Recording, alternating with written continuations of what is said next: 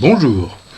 Alors j'interviens aujourd'hui à nouveau sur un plan, disons proprement philosophique, et qui va, disons, anticiper sur la conférence qui est programmée à la fin du mois, en liaison avec Marcel Conche, ou à propos de Marcel Conche et du matérialisme. J'ai intitulé ça Petite leçon philosophique sur l'athéisme, et j'aurais pu ajouter Peut-on vivre sans Dieu? Alors vous allez voir pourquoi. C'est à partir du journal Le Point que je fais cette intervention, qui est plutôt un bon journal, et dont il faut lire les articles quand ils sont intéressants, et qui a publié il y a déjà quelque temps un hors-série, référence au pluriel, dans ce hors-série, donc un dossier sur l'athéisme intitulé Peut-on vivre sans Dieu? Dossier assez complet, je vous dis tout de suite, parcourant l'histoire de la pensée, mais qui a oublié quelques références intellectuelles contemporaines importantes en chemin, comme Marcel Conche, dont vous connaissez le nom grâce à moi, ou d'autres, et surtout auxquels il manque ce que j'appellerais une analyse rigoureuse et définitive de l'athéisme, un peu ébauchée cependant dans un article, mais pas suffisamment selon moi. Je voudrais donc combler brièvement ces lacunes, quitte à paraître présomptueux dans cette ambition, mais l'ambition intellectuelle fait partie de ceux qui veulent vraiment penser quelque chose de rigoureux et de neuf. Il y a en réalité deux sens du mot athéisme. Il y a d'abord l'athéisme privatif, qui consiste à être sans Dieu, athée avec un petit tiret entre les deux, A-T, dont j'ai eu l'occasion d'ailleurs de parler ici, lequel s'apparente alors à ce qu'on appelle l'agnosticisme. On s'abstient d'affirmer qu'il y a un Dieu, sur la base de l'idée incontestable et désormais incontestée, je vous le signale, empruntée à Kant, qui est le grand penseur dans ce domaine de la métaphysique et de la réflexion sur son statut.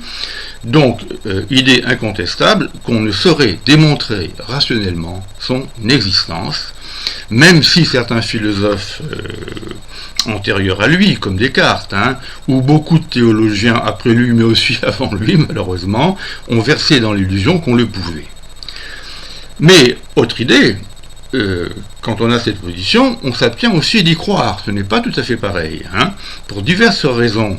Soit tout simplement parce qu'on n'a pas la foi, ce qui est mon cas, je vous dis tout de suite que je ne crois pas en Dieu, même si j'ai cru étant jeune, mais je dirais que j'ai cru croire, ce n'est pas pareil, ou bien parce que son objet nous est incompréhensible, nous paraît absurde, voire scandaleux, moralement, étant donné la condition humaine, où le sort fait aux hommes. Du coup, cet athéisme privatif s'abstient de se prononcer sur le statut métaphysique du monde, infini ou fini, incréé ou créé, finalisé ou pas. Alors, il y a un philosophe contemporain tout à fait remarquable, même si sa pensée globale est un peu ambiguë dans ce domaine, il s'appelle Wittgenstein, qui disait la chose suivante, que je fais mienne: ce dont on ne peut parler, sous-entendu rationnellement ou démonstrativement, il faut le taire, disait donc Wittgenstein, et donc, par conséquent, on met cela entre parenthèses, tout simplement. Mais il y a un autre athéisme, plus radical, qui est un athéisme, cette fois-ci, positif, si l'on peut dire. Alors, il affirme publiquement qu'il n'y a pas de Dieu. Il affirme qu'il n'y a pas de Dieu. Certes, c'est une négation, mais qui revient à une affirmation négative. Il n'y a pas. Dire il n'y a pas, c'est bien affirmer quelque chose. Là où l'on s'abstenait d'affirmer une présence, tout à l'heure, on affirme ici une absence, comme pourrait le dire Comte Sponville, qui est un très bon penseur, un philosophe dans ce domaine. Athéisme affirmatif, donc, ou encore dogmatique, au sens strict du terme, qui n'est pas péjoratif, on se contente d'affirmer quelque chose. Ces motifs rejoignent alors ceux du précédent athéisme. Je dis bien ces motifs. L'absence de preuves, pour la thèse inverse, l'absence de foi tout court, en particulier. Cependant, il est plus combatif, figurez-vous, dans son argumentation, et c'est le cas en particulier de l'athéisme d'un certain nombre de grands penseurs, comme Marx, Feuerbach, etc., ou Nietzsche. Il est donc plus combatif. Il dénonce fortement le caractère irrationnel ou incompréhensible du concept de Dieu, celui aussi des croyances, que la religion, aidée de la théologie bien entendu, lui associe, comme le dogme du péché originel, et surtout, il accentue la critique morale de Dieu. parce qu'on peut se demander comment est-ce qu'un Dieu que l'on prétend moral, voire parfait moralement, a pu créer un monde dans lequel nous vivons et qui nous promet à la mort. Alors cette position critique et normative est celle en particulièrement de Marcel Conche, qui défend un athéisme que j'appellerais axiologique.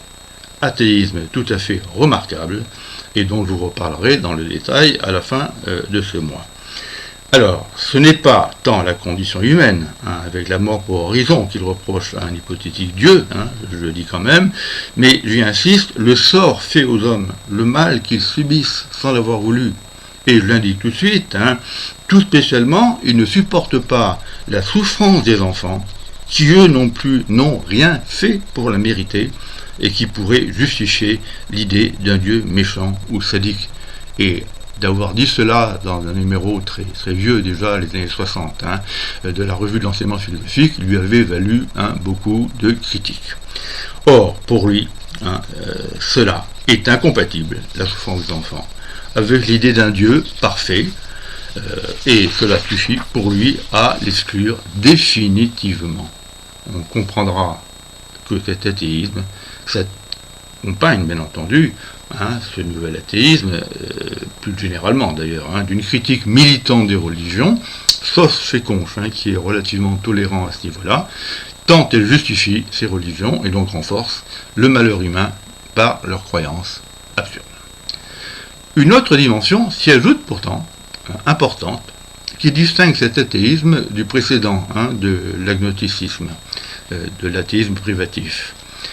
Il y a là une conception du monde qui est cette fois-ci matérialiste, ou comme chez Conche, naturaliste, parce qu'il ne se dit pas matérialiste, il refuse la réduction de l'esprit à la matière, alors que l'homme pourtant produit la matière. Le monde matériel, dans la perspective là que je défends, est déclaré incréé et infini, il n'a ni commencement ni fin, et il peut comporter une multitude d'univers. Et chez Conche, d'ailleurs, il ajoute qu'il peut comporter une multitude de mondes, liés aux différentes espèces vivantes, chacune d'entre elles ayant son monde à elle, si vous voulez. Bon. En ce sens donc, pour autant qu'il inclut le matérialisme, donc le naturalisme, ce matérialisme-là, on peut lui dire scientifique.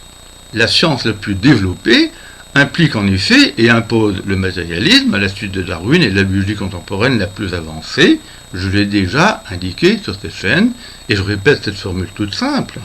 Si l'homme est un produit de l'évolution de la nature matérielle, il n'en est donc qu'une forme, aussi complexe et élevée que l'on voudra, car le matérialisme n'enlève en rien à l'homme la dignité que nous lui devons et que nous devons lui reconnaître.